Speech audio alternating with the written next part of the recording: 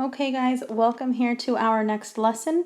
Today we are doing section 4.3 day 3 and we're focusing more on logarithmic functions. I think you're going to like both of the lessons that we do today. We are going to do day 3 and day 4, but they're nice and simple and we're going to go through them both here quickly. So today, like you see here in the objective, we're going to focus on logarithmic functions, including common and natural logs and the change of base formula. Our two main types of logs that we have are the common log and then the natural log. So common log is a default base of 10. So when you see just log 5 written, that means that we are in a default base and it is just the common log. So really what log 5 means is that you are log base 10 of 5.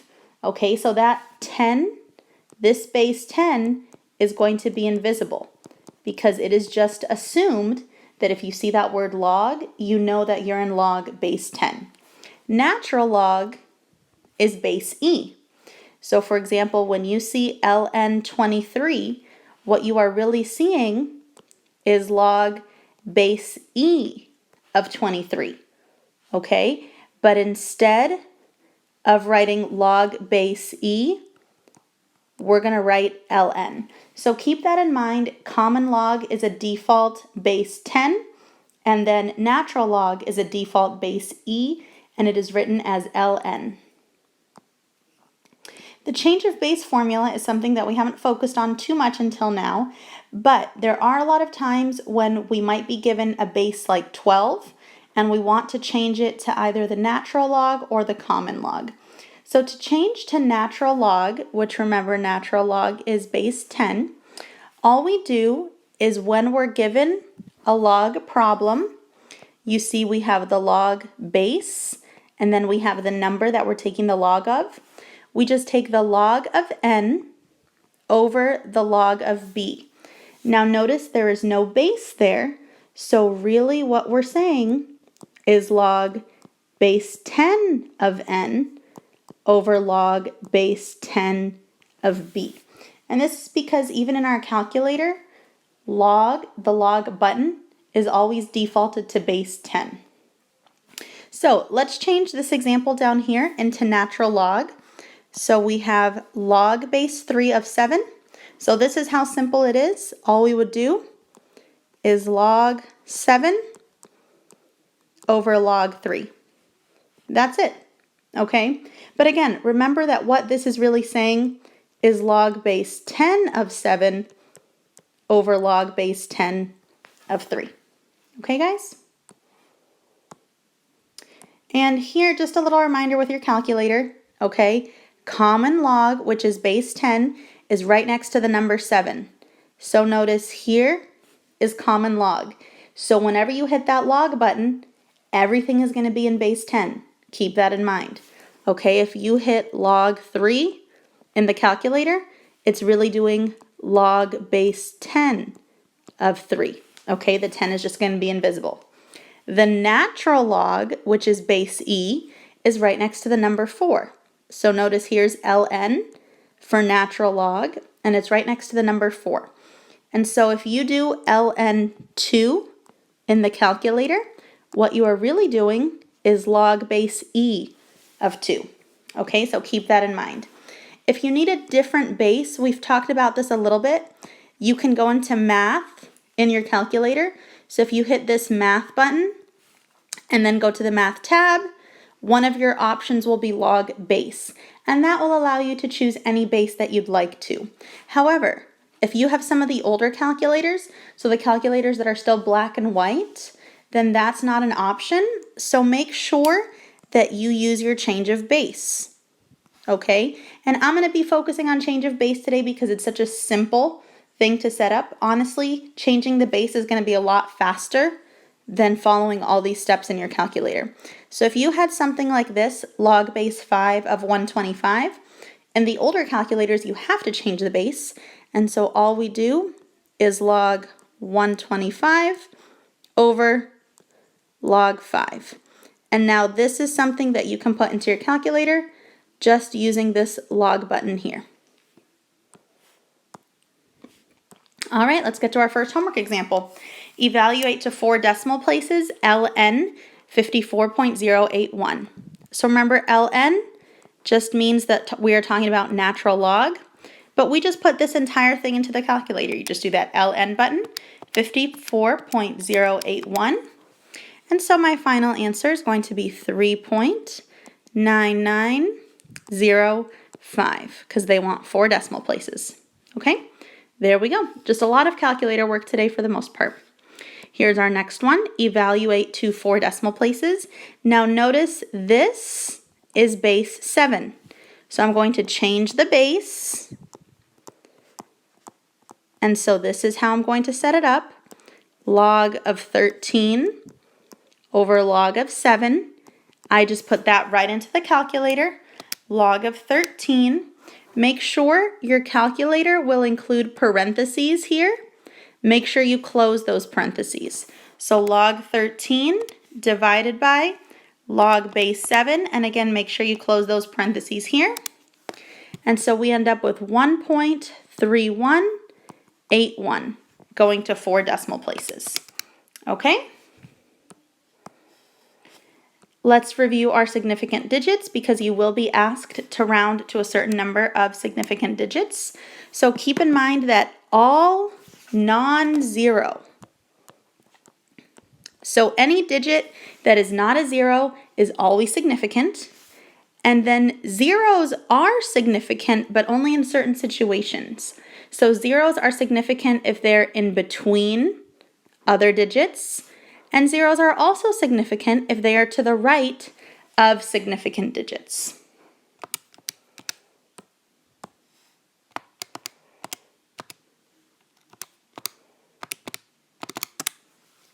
Okay, so we talked about defining log a lot in last week's PowerPoints, but logarithmic form looks like this. And the reason it's called logarithmic form is because it has log involved. Exponential form looks like this, x equals b to the power of y, okay? And notice that there's no log involved. However, in both, whenever you see b is referencing the base, okay? Either the base of the log, here in logarithmic form, or the base of the exponent in exponential form. And these, both forms, are equivalent. So it is just the same exact equation, just written 2 different ways. Okay, so let's do our example down here. If I have 7 equals log base 2 of 128, that is logarithmic form. I'm just going to rewrite it in exponential form. The easiest thing to start with is the base. Okay, so the base here in logarithmic form is 2. So I'm going to put equals 2. Now I need my exponent. And notice where the exponent comes from. The exponent is the number that is by itself in log form. So since the 7 is by itself, this is going to become my exponent. So 2 to the power of 7. And over here, this x is what we are taking the log of. So since I'm taking the log of 128, that's what I put right here. And here is my final answer for exponential form. Okay, guys? So we need to be very comfortable going from logarithmic form to exponential form and vice versa. Here is our next homework example. Evaluate x to 4 significant digits. And notice they're telling us log x equals 5.3027. So the first thing we need to do is set this up in exponential form.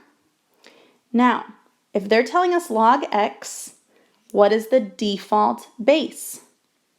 They are really telling us log base 10 of x. Okay, we can't forget that. If we don't see a base, our common log is base 10.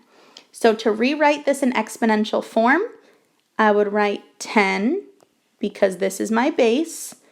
This over here is going to be my exponent. So 10 to the power of 5.3027 equals, and then it always equals whatever you were taking the log of, equals x. So there I set up the problem in exponential form. Now I can just put 10 to the power of 5.3027 into my calculator, and this is what I get. Now, the 4 significant digits aspect is important. So this 2 is going to be significant. This 0 is significant because it's to the right of the 2. This 0 is also significant. And this 7 would be my 4th significant digit. So this is where I'm going to stop as far as significant digits. So you need to look at how to round that. Okay? If my 7 is followed up by another 7, that means I'm going to round up. So my final answer would be 200. I'm going to make that 4th significant digit an 8. And there we go. So 200,800. That would be 4 significant digits in place. My next homework problem, evaluate x to 4 significant digits. So again, these steps are not going to be in your book, but these are the steps that you should be taking, okay? You should be in your head or in your homework setting them up this way so that you can solve the problem. The first thing we're going to do is set this up in exponential form. Now, when you see ln, we have to be thinking this every time. ln really means log base e. So this problem is really saying log base e of x equals 3.8655. So to rewrite this in exponential form, remember this is always going to be my base. So I would put e to the power of, this number by itself is always going to be my exponent. So e to the power of 3.8655 equals, and whatever number you're taking the log of is what comes after your equal sign. So there we have exponential form. Now I can just put that into the calculator. I'll put e to the power of 3.8655 into the calculator, and here's what I get for the result. So now let's make sure we do 4 significant digits. The 4 is my first one, 7 is my second one, another 7 is my 3rd significant digit, and my last significant digit is the 2. But remember, we always have to still keep in mind those rounding rules. Since 7 follows the 2, we are going to round up. So my final answer would be 47.73. Okay, so there is my answer to 4 significant digits. Okay guys, so I told you it's just nice, easy examples. Let's do day 4, and so let's get started with this. And notice we just have more examples in day 4 that we're going to go through to expose you guys to different types of problems you'll see. So find x, y, or b as indicated. So here they want us to find y. This one is pretty simple. All we're going to do is change the base. Because remember, if we are in base 4, you cannot put that in the calculator. So to change the base, all I do is log of 16. The big number always goes on top in the numerator. The little number, the base, always goes in the bottom in the denominator. So it's nice, easy. It pretty much follows that order. So log 16 over log 4. And remember, whenever we write log by itself, we really mean log base 10. But now we can put this right into the calculator because we are now in common log. So if I just do log 16 divided by log 4 in my calculator, I end up with 2. And so that is my final answer. For our next problem, log base b of 16 equals 2. Now, you cannot put this into the calculator because our base is a variable. Okay, your calculator obviously cannot take the log of a variable. So what we're going to do is we're going to rewrite this in exponential form. Okay, right now it's in logarithmic form because you see that word log there. We're going to rewrite it in exponential form. So remember, my base is always going to be my base. So I'm going to have b. My number here by itself is going to be the exponent. So I'm going to have b squared equals, and then whatever we're taking the log of goes on the other side of the equal sign. So I have b squared equals 16. So now to solve for b, I square root both sides, and my final answer is b equals 4. Okay, so different methods of solving each problem, and that's why we're exposing you to different types of problems. Okay, guys? Our next one, log base b of 1 equals 0. Now, let's go ahead, just like our last one. If you have a variable in your base, let's rewrite this in exponential form. So what I'm going to do is my base is always my base.